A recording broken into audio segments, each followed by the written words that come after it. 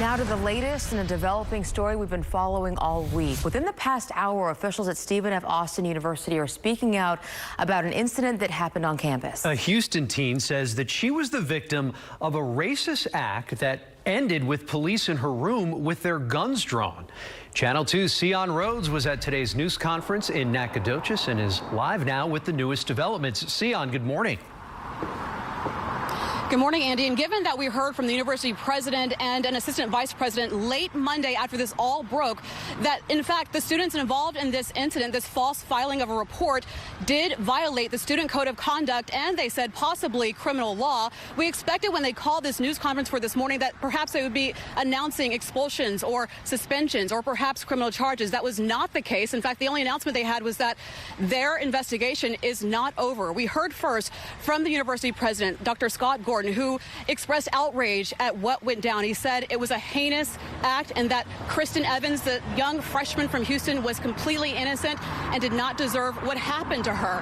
By stark contrast, however, we heard from the chief of police here, Chief Fields, who was very defensive. He was insistent that this was not an act of racism and that race had nothing to do with it. And he says that simply is the case because there were other students of color involved, but he did admit the majority of the students involved, all females, he said the majority of those women wore white. He was also very much in favor of what his officers did that night. Take a listen to how he described what happened when they got that false report.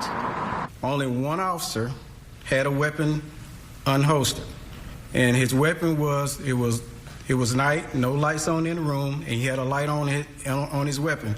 At no time was he intentionally trying to point at the subject. The other officer, there were three officers, keep in mind, the other officer had his taser ready. The third officer did not unholster taser or weapon. Once they found Miss Evans in bed, the threat was de-escalated. And again, Kristen Evans was asleep in her bed. This happened at 3 in the morning, and she told us that she woke up and had no idea what was going on and was very much scared for her life.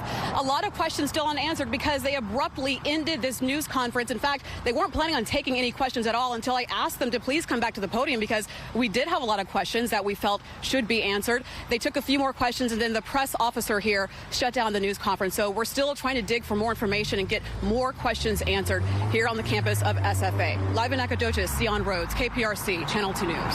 Sion.